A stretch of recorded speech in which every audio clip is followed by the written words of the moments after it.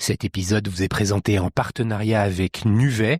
Je suis ravi de m'associer à eux parce que leur approche du paiement correspond exactement aux enjeux dont on parle ici. Nuvei, c'est une plateforme qui donne accès à plus de 700 méthodes de paiement à travers le monde. Mais surtout, c'est une équipe et une technologie qui accompagne concrètement les marchands pour construire un écosystème de paiement global, souverain, fiable et performant. Si vous cherchez à optimiser vos paiements, à gagner en autonomie ou à mieux adresser vos clients partout dans le monde, je vous invite vraiment à découvrir ce qu'ils proposent. Pour en savoir plus, rendez-vous directement sur nuvei.com, nuvei.com.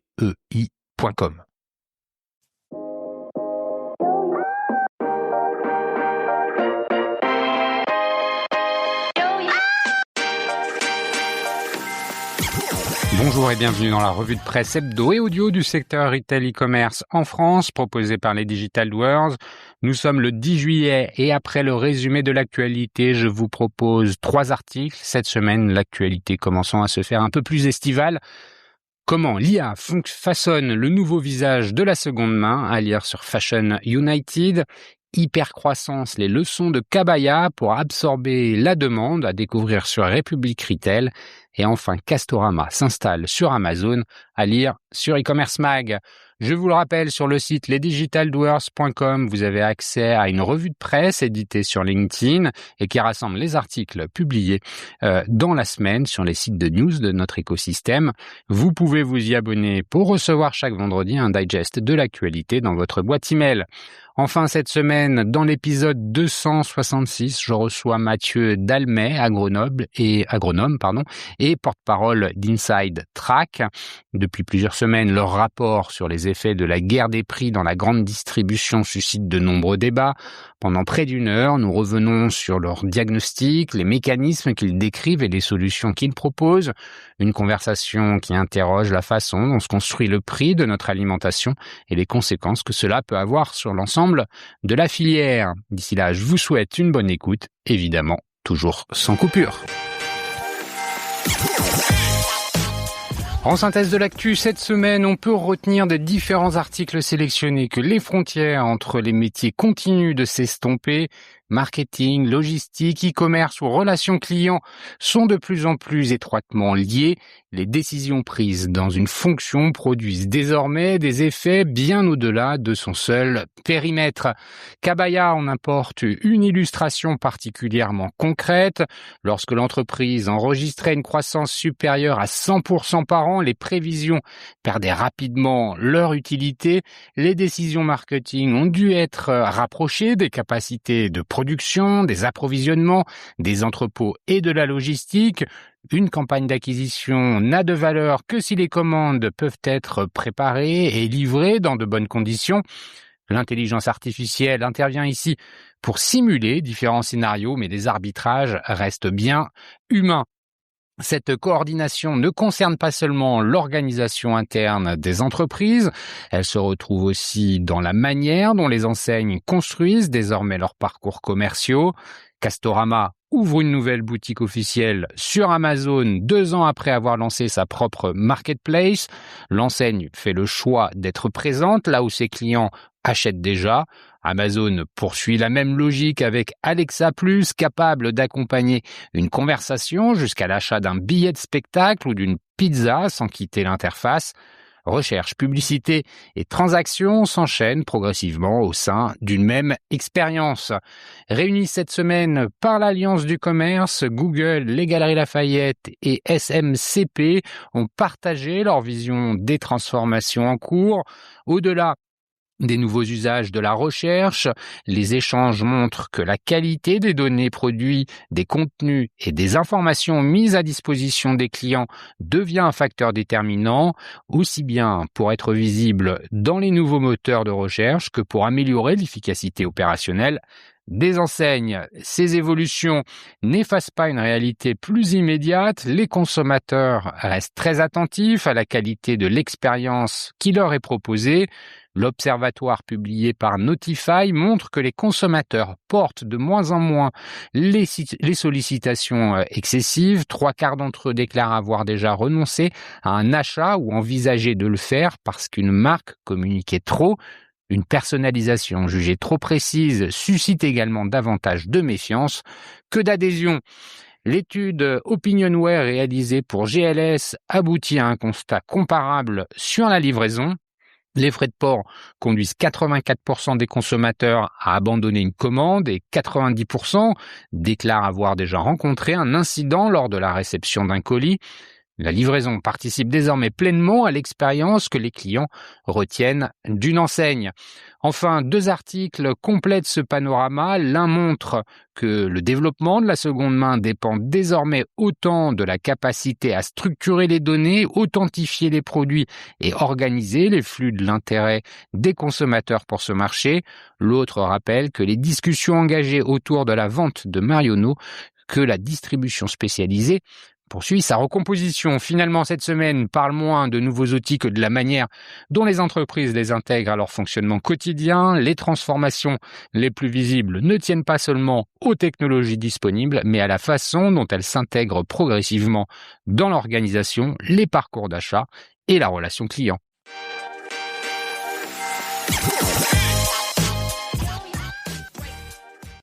Comment l'IA façonne le nouveau visage de la seconde main, à lire sur fashionunited.fr en date du 9 juillet. D'un marché fragmenté à un modèle évolutif, une nouvelle génération d'IA construit l'infrastructure qui propulse la seconde main. L'industrie de la mode n'a qu'une seule constante, le changement. Hier encore, la fast fashion bousculait le commerce de détail en doublant les cadences de production. Aujourd'hui, les marques font face à une révolution d'un autre genre. Les produits qu'elles ont vendus s'offrent une seconde vie en dehors de leur contrôle. Si ce marché évolue à une vitesse fulgurante, c'est essentiellement grâce à une infrastructure développée sur le segment du wholesale B2B, le maillon qui connecte l'offre d'occasion à la demande des détaillants et dopé à l'IA. Avant d'examiner la technologie, arrêtons-nous sur l'ampleur de la mutation culturelle en cours. Des géants du prêt-à-porter aux maisons de luxe, les recherches pour la seconde main surclassent désormais systématiquement celles du neuf. À titre d'exemple, comparer les requêtes Mango Vinted ou Zara Vinted à Mango Nouvelle Collection, ou Zara Nouvelle Collection, les volumes de recherche pour l'occasion ont été 4 à 6 fois plus élevés tout au long de 2024 et jusqu'en 2026. Les recherches sur Vinted ont atteint un pic de popularité à mi-2025, tandis que celles concernant les nouvelles collections n'en représentaient qu'une fraction. Du côté de luxe, les recherches d'articles Hermès Vintage surclassent nettement celles des sacs neufs, allant jusqu'à faire plus du double alors que lors de leur dernier pic. Même chez Chanel, où l'intérêt pour le neuf et le vintage marchaient main dans la main depuis des années, l'attrait pour le vintage a quasiment atteint la parité avec le neuf au début de l'année 2026. Ces données révèlent un basculement profond des priorités des consommateurs. La seconde main n'est plus une solution de repli, c'est le point de départ du parcours d'achat. Pour les marques, c'est un signal clair, elles doivent impérativement occuper ce terrain et déployer l'infrastructure nécessaire pour capter ce marché. Ce changement ne se limite pas au volume de recherche, il redéfinit aussi notre vocabulaire. Avant 2020, le discours ambiant était plutôt dévalorisant, friperie, vêtements de seconde main, compromis, tabou. Alors, entre 2024 et 2026, ce lexique a presque totalement disparu au profit du jargon valorisant l'affirmation de soi, l'aspiration et la découverte. Pièces de seconde main, perles vintage, sélection pointue, introuvable. Une analyse fine de la couverture médiatique, des rapports de marché et des forums de consommateurs montre que l'après-Covid a scellé cette transition culturelle. À l'échelle mondiale, les ventes de vêtements de seconde main devraient atteindre 289 milliards de dollars cette année, soit une croissance de 105% par rapport à 2001 et progresser 2 fois plus vite que le marché global de l'habillement, selon le rapport annuel de TradeUp sur la revente en 2026. Et l'IA semble avoir encore accéléré cette croissance. L'intérêt pour la recherche IA shopping était pratiquement nul sur tous les marchés jusqu'à la mi-2024. Il a commencé à augmenter à la fin de 2024 lorsque les outils d'IA générative se sont démocratisés, puis a explosé à partir de juin 2025 avec une croissance de plus de 3000% en 2 ans. avant de se maintenir à des niveaux proches du pic. Mais le plus fascinant reste la corrélation parfaite entre ces deux courbes. Les recherches pour IA shopping et vêtements de seconde main sont restées stables pendant 4 années consécutives. Elles ont toutes deux commencé à progresser le même mois, en juillet 2025, avant de connaître une hausse simultanée en août 2025 et se maintenir à des niveaux élevés depuis. Les données suggèrent que l'IA n'est pas une simple coïncidence dans l'accélération de la seconde main, mais qu'elle a pu jouer un rôle significatif dans la croissance à grande échelle. Alors pourquoi la seconde main ne peut pas se développer sans l'IA? Le problème de l'infrastructure B2B. Ce changement de comportement des consommateurs est évidemment confirmé par la donnée, ce qui est moins visible et important sur le plan commercial, c'est le problème d'infrastructure qui a historiquement rendu la seconde main si difficile à développer à grande échelle. C'est pourquoi l'IA n'est pas une option ici, mais une exigence structurelle. Le marché de la revente est notoirement complexe. Les plateformes doivent gérer des stocks immenses et imprévisibles, dont la qualité, la taille et l'authenticité varient, avec une complexité sans équivalent dans le retail traditionnel. Pour comprendre comment tout cela se présente sur le plan opérationnel, nous avons parlé à Sanket Agarwal, cofondateur de Flick, l'une des plateformes d'IA à la croissance la plus rapide dans le commerce de gros de seconde main et l'une des principales plateformes d'approvisionnement pour les revendeurs Vinted.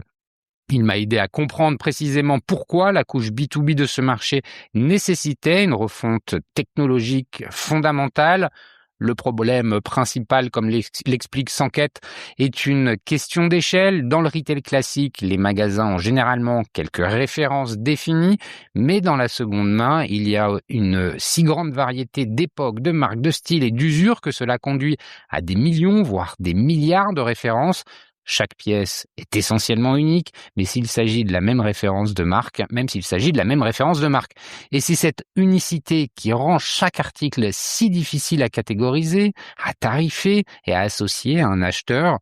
Contrairement à Amazon ou à Azos, où l'IA fonctionne sur des catalogues produits structurés et cohérents, le commerce de gros de seconde main ne dispose pas de données produits partagées, de références standardisées, ni de taxonomie liant l'état du produit à l'intention de l'acheteur. C'est ce qui a rendu son développement si difficile et ce qui rend l'IA si transformatrice dans ce domaine. Au-delà de la question de l'unicité, les revendeurs sont confrontés à des variables telles que les incohérences d'éclairage sur les photos ou les traces d'usure. L'authentification nécessite une expertise humaine à l'étape finale, même lorsque l'IA effectue le premier examen. La fixation des prix est un problème de calibrage constant et par-dessus tout cela, la chaîne d'approvisionnement traditionnelle du commerce de gros de seconde main est non seulement désordonnée, obsolète et incroyablement complexe, mais elle a été construite sur des relations personnelles, une confiance entre acheteurs et vendeurs bâtie au fil des années de transactions informelle. C'est là que Flick entre en jeu. La plateforme a été fondée en novembre 2021, née d'un problème que le cofondateur a découvert à Brick Lane, le centre de la mode vintage à Londres pendant la pandémie. La chaîne d'approvisionnement de la seconde main était fondée sur le chaos, les vêtements d'occasion collectés dans les pays occidentaux, environ 90% de tous les dons dans le monde, sont expédiés en vrac vers des centres de tri au Pakistan, en Inde, à travers l'Afrique, où ils sont triés à la main et revendus à des revendeurs occidentaux, comme des friperies, des grossistes fournissant les vendeurs Vinted. La catégorisation manuelle était fastidieuse et imprécise, et plus le classement était détaillé et exact, mieux les vêtements se vendaient. Les enjeux d'une erreur étaient donc élevés. Les revendeurs n'avaient souvent aucune idée de ce qu'ils recevaient. Les transactions se faisaient via des groupes WhatsApp ou des réseaux informels où la confiance était primordiale et la transparence quasi inexistante. Seule une très petite fraction de ces dons était finalement revendue sur les marchés occidentaux. Le système était inefficace et structurellement défaillant.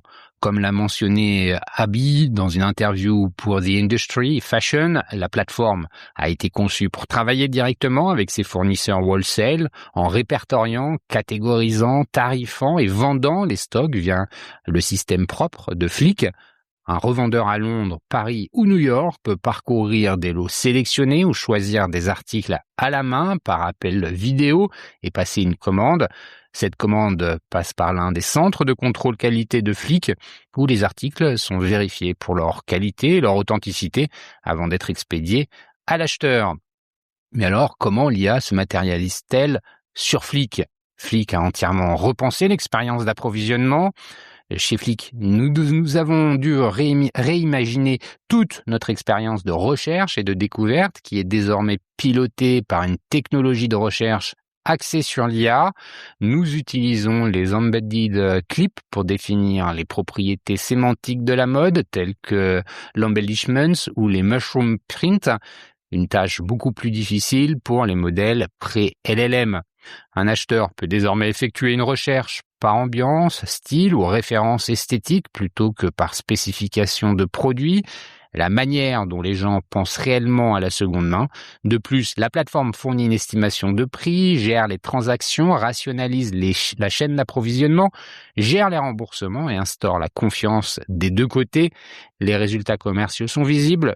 Plus du doublement des ventes de 2024 à 2025, connectant plus de 10 000 revendeurs avec plus de 1000 grossistes dans 70 pays, après avoir levé 50 millions de dollars de financement total avec le soutien d'investisseurs tels qu'Anderson Horowitz et Y Combinator. S'enquête est discret sur l'opportunité pour les retailers qui restent en marge. Aujourd'hui, une personne sur deux recherche de la seconde main.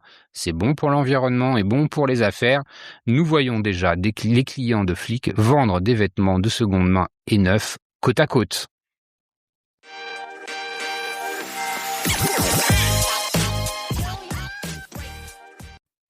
Hypercroissance, les leçons de Kabaya pour absorber la demande à lire sur republicretail.fr en date du 8 juillet. Présenté lors du Connect Lille, le retour d'expérience de Kabaya montre qu'en période d'hypercroissance, le principal défi n'est plus de vendre, mais d'absorber la demande. Pour y parvenir, la marque fait travailler achat, marketing, supply chain et opérations en continu avec un même objectif, soutenir la croissance sans dégrader l'expérience client. Les 30 juin et 1er juillet dernier à Lille, les décideurs du commerce et de l'e-commerce et de la supply chain avaient rendez-vous à Connect Lille, le forum organisé par République Retail et République Supply consacré à la transformation du commerce et de la performance omnicanal. Pendant 2 jours, plus de 250 dirigeants ont participé à leur retour d'expérience sur les nouveaux défis du retail. Parmi eux, François Danel, directeur des opérations de Kabaya, est venu raconter l'envers du décor d'une entreprise dont la croissance à 3 chiffres a profondément transformé les modes de pilotage. Derrière le succès commercial de la marque de sacs à dos et accessoires, une autre réalité s'impose. Lorsque les ventes doublent d'une année sur l'autre, les méthodes classiques de prévision, de planification ou de collaboration entre métiers montrent rapidement leurs limites. Quand l'hypercroissance fait voler les prévisions en éclats. Avant de devenir l'une des marques les plus dynamiques du marché des accessoires de mobilité, Kabaya était connue pour ses bonnets. L'arrivée du sac à dos a toutefois changé d'échelle. Pendant plusieurs années, la marque a enregistré une croissance supérieure à 100% par an, obligeant les équipes à adapter en permanence leur organisation. Mon ancien patron disait qu'avec 3 chiffres de croissance, ce n'était plus de la prévision mais du poker, résume François Danel. Les erreurs de prévision ne sont plus de 10 ou 15%, elles peuvent atteindre 60 ou 70%. On fixe un niveau de demande sans savoir si la réalité sera finalement 2 ou 3 fois supérieure. Cette incertitude est renforcée par les délais d'approvisionnement. Une grande partie des produits est fabriquée en Asie avec des délais d'approvisionnement pouvant atteindre 10 mois, notamment en raison du Nouvel An chinois. Les décisions prises aujourd'hui engagent donc l'entreprise presque 1 an avant la commercialisation des produits. On fixe une trajectoire, puis 1 mois plus tard, on se rend compte qu'il aurait fallu prévoir 2 fois plus, explique-t-il. Résultat, les plans de capacité traditionnellement révisés 1 fois par an sont désormais réévalués tous les 3 mois. Cette remise en question permanente ne concerne pas uniquement les volumes commander. Elle implique de réexaminer en continu les capacités des fournisseurs, le nombre de conteneurs à réceptionner, les quais disponibles, les surfaces de stockage ou encore les capacités de préparation des commandes. Il faut être capable de se demander si mon chiffre d'affaires double, combien de conteneurs vais-je recevoir? Est-ce que j'ai suffisamment de quais? Est-ce que mes fournisseurs pourront suivre? Est-ce qu'il faut commencer à lisser la production? Détaille François Danel. Cette volatilité change également la manière dont les différentes directions collaborent. Dans une entreprise en hypercroissance, les décisions marketing ne peuvent plus être prises indépendamment des contraintes opérationnelles. Chez Kabaya, la performance commerciale est désormais pilotée en tenant compte des capacités logistiques réelles. L'exemple des périodes de forte activité est particulièrement révélateur. À Noël, les volumes de préparation peuvent être multipliés par 3 ou 4. Or, recruter des intérimaires, les former et absorber ce pic d'activité ne se fait pas en quelques jours. Lorsque les campagnes d'acquisition dépassent les objectifs, la logistique peut rapidement devenir le facteur limitant. Quand l'e-commerce annonce qu'il a réalisé 60% de plus que son budget, la logistique se demande immédiatement si elle sera capable de préparer toutes les commandes, explique François Danel. C'est là que la collaboration avec les équipes marketing devient essentielle. Cela ne sert à rien d'investir davantage sur Facebook si derrière on n'est pas capable de livrer les produits. L'objectif n'est donc plus seulement de générer de la demande, mais d'orchestrer l'ensemble des leviers disponibles, campagne d'acquisition, capacité de préparation, organisation des équipes, recours au travail dominical ou arbitrage entre les différents canaux de distribution, une logique qui conduit parfois Kabaya à privilégier certains flux au détriment d'autres pour préserver la qualité de service. Pour piloter cette complexité, Kabaya ne mise pas sur une automatisation complète des décisions. L'enjeu est d'abord de disposer d'outils capables de simuler rapidement différents scénarios afin d'éclairer les arbitrages. Pendant longtemps, ces exercices sont reposés sur Excel, un outil qui reste d'ailleurs largement utilisé par les équipes. Aujourd'hui encore, c'est Excel, reconnaît François Danel avec humour, mais l'arrivée de l'intelligence artificielle change progressivement la donne. Grâce à l'IA, nous pouvons désormais développer rapidement des outils en Python sans forcément maîtriser le code. Cela nous permet de créer des simulateurs adaptés à nos problématiques. L'objectif est de tester en quelques minutes les conséquences d'une hausse brutale de la demande. Si les ventes sont multipliées par 2, voire par 3, les équipes peuvent mesurer immédiatement les impacts sur les approvisionnements, les capacités de réception, les stockages ou encore la préparation des commandes. Une approche qui permet d'anticiper les tensions plutôt que de les subir. Pour François Danel, ces outils ne remplacent toutefois ni l'expérience des équipes ni les décisions opérationnelles. Ils permettent avant tout d'accélérer les analyses dans un contexte où les hypothèses évoluent quasiment chaque semaine. Si Kabaya est aujourd'hui capable de piloter une organisation beaucoup plus structurée, cette maturité s'est aussi construite à travers plusieurs erreurs. François Danel en partage une particulièrement marquante. À ses débuts, l'entreprise ne disposait pas de directeur technique. C'est lui qui avait alors pris en charge le déploiement de l'ERP. Nous nous sommes retrouvés avec un système incapable d'absorber le volume des commandes. Le tuyau était tout simplement trop petit. Résultat, nous avons dû appeler près de 800 clients pour leur expliquer que leur commande n'était jamais partie. Pour le directeur des opérations, cette expérience illustre l'un des principaux risques de l'hypercroissance. Les fragilités techniques ou organisationnelles prennent immédiatement une ampleur considérable lorsque les volumes explosent. Cette conviction nourrit aujourd'hui sa première recommandation, investir très tôt dans des profils expérimentés. Dans une start-up, on recrute souvent des profils jeunes parce qu'on ne peut pas supporter une masse salariale trop importante. Pourtant, disposer rapidement de personnes ayant déjà vécu ce type de situation permet d'acquérir les bons réflexes avant que les problèmes n'apparaissent. Deuxième enseignement, préserver la trésorerie. En raison des délais d'approvisionnement, les commandes sont passées plusieurs mois avant leur commercialisation. Les besoins de financement augmentent donc beaucoup plus vite que le chiffre d'affaires encaissé. Les arbres ne montent pas jusqu'au ciel. Si le ralentissement est plus brutal que prévu, le risque est immédiat, souligne-t-il. Enfin, la troisième priorité consiste à conserver suffisamment de flexibilité logistique. Plutôt que de surdimensionner immédiatement ses entrepôts, Kabaya cherche à négocier des solutions lui permettant d'accompagner la croissance tout en limitant les risques en cas de retournement du marché. En conclusion, François Danel rappelle que malgré les progrès de l'intelligence artificielle, une entreprise reste d'abord une organisation humaine. Aujourd'hui, c'est toujours une personne qui prend un produit et le met dans un carton. Cette capacité n'est pas extensible. L'expérience de Kabaya illustre aussi une évolution plus large observée dans le retail. La performance ne repose plus uniquement sur la qualité du produit ou l'efficacité des campagnes marketing. Elle dépend de plus en plus de la capacité des différentes directions à partager les mêmes données, à anticiper ensemble les risques et à arbitrer collectivement les ressources disponibles.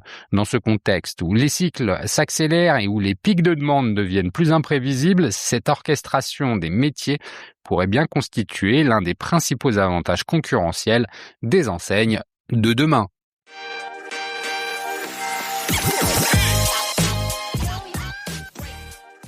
Castorama s'installe sur Amazon, à lire sur e-commercemag.fr en date du 9 juillet. 2 ans après le lancement de sa propre marketplace, Castorama crée la surprise en ouvrant une boutique officielle sur Amazon France. Fort d'une croissance numérique au premier trimestre 2026, le groupe Kingfisher déploie ses marques propres sur la célèbre place de marché pour capter de nouvelles audiences. La frontière étanche entre la grande surface physique du bricolage et le pure player américain du web a finalement cédé. Castorama crée la surprise en ouvrant officiellement sa propre boutique sur la marketplace d'Amazon France, sachant qu'elle avait ouvert sa propre marketplace en 2024. Castorama déploie désormais un catalogue de plus de 1000 références sur la boutique Amazon.fr pour répondre aux évolutions des habitudes de consommation. Comme précisé dans le communiqué, cette décision intervient alors que les ventes en ligne de l'entreprise ont progressé de 8,7% au premier trimestre 2026. Marie-Laure Casset, directrice digitale, marketing et client, explique que ce partenariat répond à une logique simple, être présent là où nos clients achètent déjà.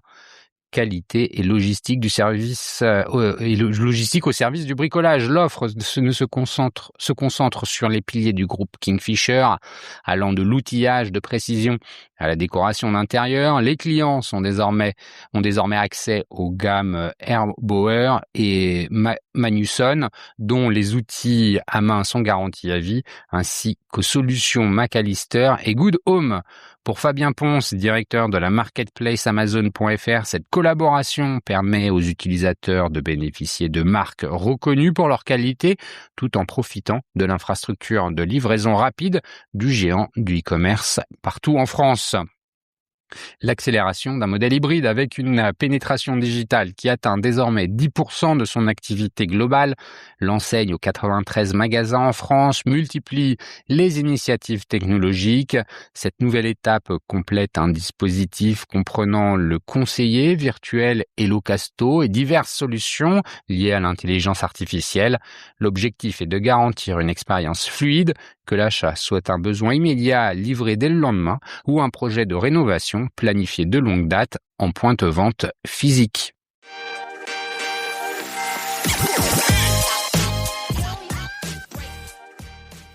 Et voilà, c'est fini pour cette semaine. Merci de m'avoir écouté. N'oubliez pas de vous abonner à la revue de presse sur le site lesdigitaldoers.com. Si vous aimez l'exercice de cette revue de presse Retail e-commerce dans sa vision audio, n'hésitez pas à me le faire savoir en m'envoyant des messages sur LinkedIn et mieux encore en la faisant connaître autour de vous. Enfin, un dernier message d'auto-promo avec les Digital Doers. Je produis des chaînes de podcasts thématiques pour les prestataires de services de notre écosystème. Donc, si vous souhaitez animer la prise de parole de votre marché, c'est l'occasion d'inviter des clients et des prospects à venir converser avec vous autour de votre proposition de valeur. Vous êtes intéressé, alors contactez-moi. D'ici là, portez-vous bien et à la semaine prochaine.